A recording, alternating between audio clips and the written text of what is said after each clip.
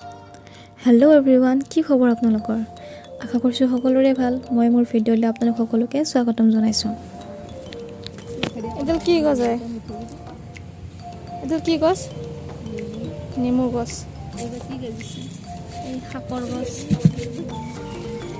ইয়াতে মাটি দি থৈছে, গজা নাই, কিবা ৰুইছে, এইটো খেতি কৰিছে।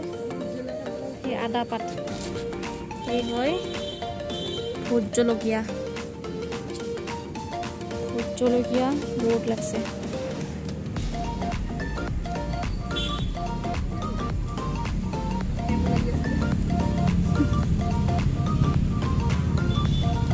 চাওক কিমান ভোট জলকীয়া লাগিছে। আপোনালোকে কোনে কোনে ভোট জলকীয়া ভাল পায়?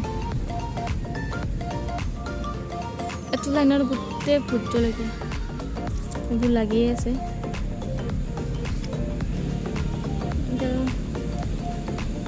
কিবা শাক চাগে।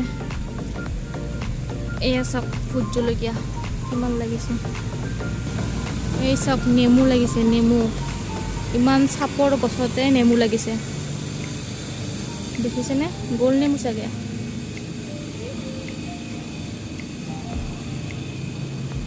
এয়া দেখিছে নেমু ইমান চাপৰ চাপৰ গছতে লাগিছে।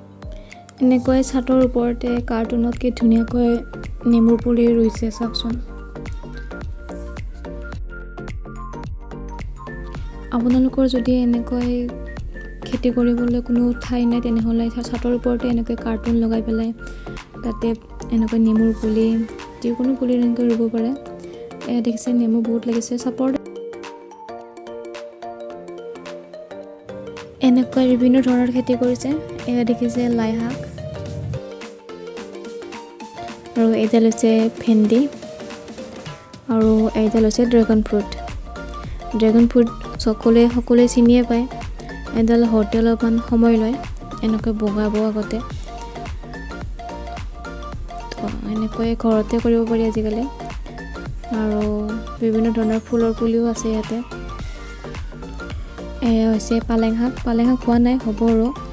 এনেকৈ ড্ৰাম এটাত দি দিছে, আৰু বিভিন্ন ধৰণৰ আছে এনেকৈ খেতি কৰিছে। এডাল জিকা গছ, জিকা লগা নাই, ফুল ফুলিছে, হ'ব আৰু। তো আপোনালোকে আজি এই ভিডিঅ'টো চাই কেনে পালে জনাবচোন, আৰু যদি ভাল পালে তেনেহ'লে লাইক, শ্বেয়াৰ আৰু ছাবস্ক্ৰাইব কৰি দিব চেনেলটো।